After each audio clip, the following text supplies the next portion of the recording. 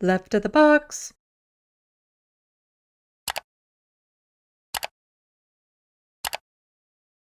So, today, there was another call into the Majority Report about, hey, Canada, we're up here, we matter, and it's pretty sucky up here, and can you say hi to us, Sam Seder? Can you give Canada a shout out? Can you give us some attention? Huh, Sam? Can you do that? Sam? Huh? Calling from a 604 area code. Who's this? Where are you calling from? Hi, my name is Himmat. I'm from Canada. Hemant from Canada. What's on your mind? Just the rise of kind of the far right in Canada. I don't know if you I think you got a caller a couple of days ago too. He was talking about international students in Canada and how a lot of there's a lot of hate against Indians in Canada. Yep.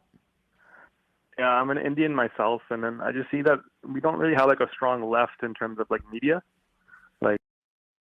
Me, I'm right here. I am right here. I am doing the best that I can. Me, left of the box, Canadian progressive media on the left. I'm right here here. Hello. Hi.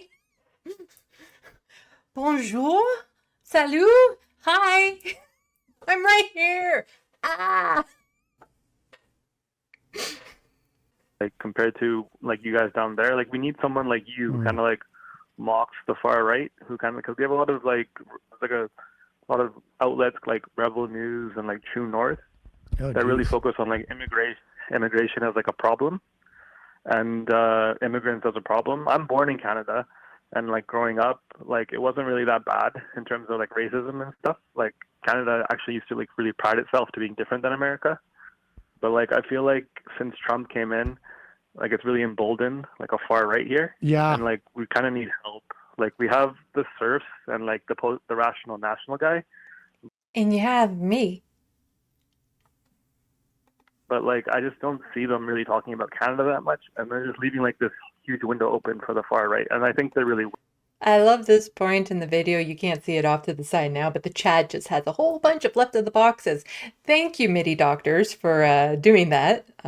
MIDI Doctors wasn't the only one. I was also in there. Just saying that I'm right here. But the chat got spammed with left of the box at this point. Winning. The Conservatives are probably going to win the next election, and the leader isn't really saying the far right stuff, but he's winking at them. He's not totally condemning them too. So there is a problem up here, and we need help. Well, I can't move up there at the time for the moment. But left of the box, Sandy does a great job on. Oh, he said my name.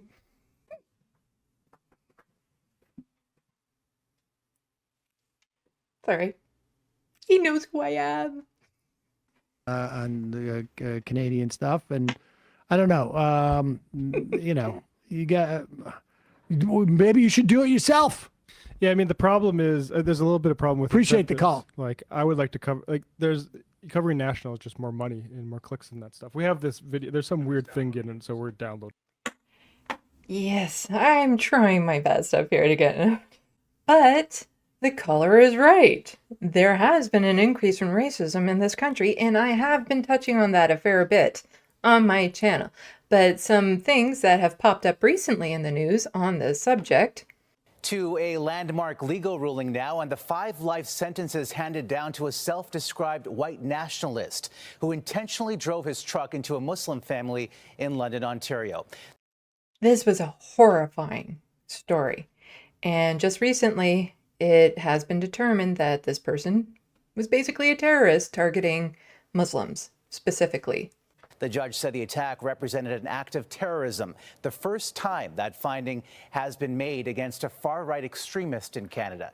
CTV's Nick Paparella on the pivotal day and the deep and lingering pain. So I decided, all right, this is it. I'm going to commit a terrorist attack. After being found guilty of 4 counts of first-degree murder and 1 count of attempted murder, Justice Renee Pomerantz agreed with what Veltman told police, saying, "I find the offender's actions constitute terrorist activity." Justice Pomerantz ruled that this was a planned and deliberate attack aimed at intimidating a segment of society, the Muslim community. And to the terrorist, Your hate may have taken 4 beautiful lives and almost a fifth, but it will not win. For Afzal family members, the ruling is a small sense of relief. Missing our family that should have been here and are not, and something that we'll be working through processing as time goes on. Veltman, a white nationalist, was already facing 4 concurrent life sentences for the murders, and Justice Pomerantz gave him an additional life sentence for the attempted murder of the young boy who survived the attack. The terrorism designation makes it far tougher for Veltman to be released from prison even after serving 25 years. His defense team didn't rule out an appeal in this case. We'll see whether we'll get instructions from our client about whether or not there'll be an appeal. 2.5 years after the brutal incident, a memorial now stands as a constant reminder of what happened. Those who became known as Our London Family may be gone, but they will never be forgotten. Every time I pass by, I remember her. So the memories, they don't close. Nick Paparella, CTV News, London, Ontario. So just a little bit more on that for people who aren't familiar with this story. So this is from the London Free Press. We're not talking about England. We're talking about Ontario. So, judge finds mass murderer committed terrorism. A London judge has decided that the mass murderer crimes amounted to terrorism. From the beginning of the Superior Court Regional Senior Justice Renee Pomerantz's decision to sentence this person to life in prison, she declared she wouldn't say his name and never did once. So, not to give him any of his desired publicity for murdering 4 members of a London Muslim family and attempting to murder a 9-year-old boy left orphaned. But what the self-described white nationalist and college dropout did, she said, was a textbook case of terrorist motive and intent. When hate-filled violence is directed at some of us, it is a crime against all of us, Pomerantz said. It tears at the fabric of our society. Pomerantz made clear off the top what this person did when he drove his souped-up Dodge Ram pickup truck into a family on June 6, 2021, did constitute terrorist activity, and hoped her decision would help quell a sense of fear and intimidation that has lingered since the attack. It is my hope the judicial process will, through a denunciation of the offender's action, send a different message to the community, namely that there is no place in Canada's society for hatred and racism that spawned the offender's actions on June 6, 2021. The person stood when asked and listened without emotion to the judge's decision. He said nothing during the decision or when he was led away. Murdered were, I'm not going to be able to pronounce these names. I'm terribly, terribly sorry. Talat, 74, her son, Salman, 46, his wife, Madia, 44, and their daughter, Yaman, 15. The couple's then 9-year-old son was seriously injured but survived. So those are the victims of this terrorist. The family was on an evening spring walk and was standing at the northwest London intersection when this person wearing an army helmet, body armor, and armed with weapons inside the truck he had recently purchased ran over them. Just an absolutely tragic, tragic story. And there's been more incidences of hate. There's been an increase in hate crimes. There's been an increase in, attacks against synagogues and mosques. And the racism in this country has been amped up partly because of Donald Trump. There's Trumpism up here in Canada. The right-wing MAGA crowd is here in Canada too, and they're being fired up, and our right-wing conservative politicians play into it. They really do. Like, Pierre Poilievre absolutely plays into right-wing stuff. I believe, where was it? Was it actually on the call saying that Pierre Poilievre, I can't remember. I remember hearing it, saying that the conservative leader isn't necessarily playing into these right-wing conspiracy things, but he isn't denouncing them either. But the reality is he is playing into them. Our right-winger leaders are, like Danielle Smith had Tucker Carlson up on stage with her while they talked replacement theory, conspiracy theory. Pierre Poilievre has come out staunchly anti-trans and says that he will do everything he can in his power to make it so that trans women can't exist in public. It is scary times up here. And this right-wing rhetoric is just being, maximized, energized. There's a word in my brain in particular that I want to think of for this, partly because of the states. Well, mostly because I'm just going to blame everything on America. It's easier. From Twitter, we have Burgett. If you're still doubting if racism exists in Canada, take some time to go through the comments section.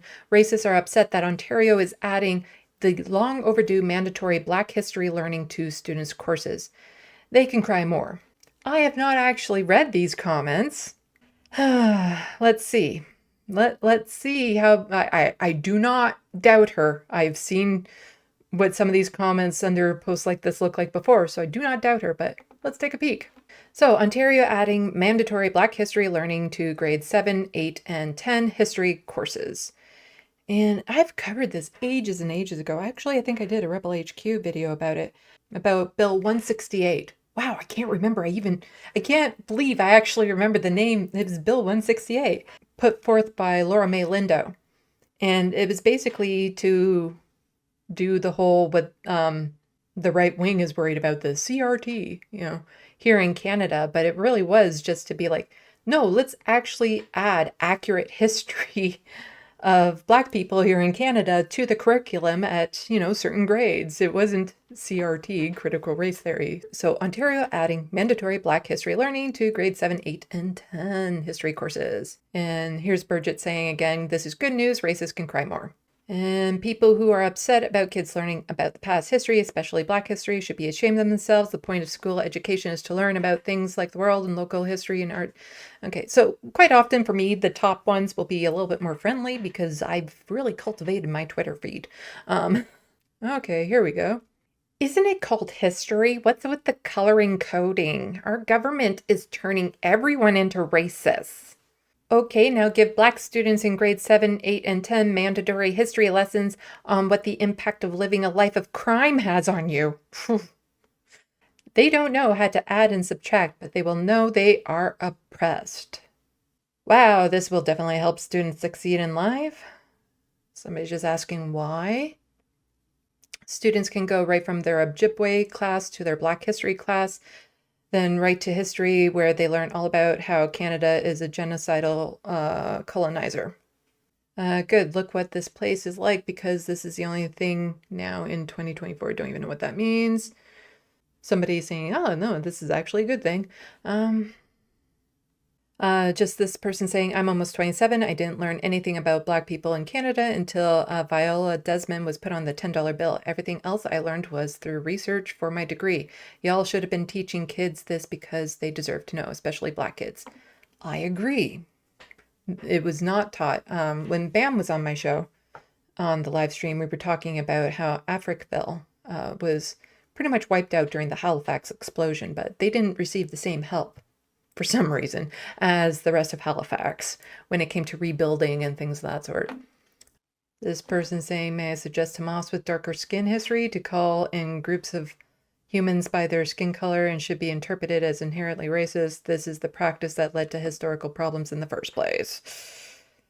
Yeah, just people basically saying that because we're going to broaden our history classes that and include an aspect that has been left out of it for the entire history of education. We're finally going to add it.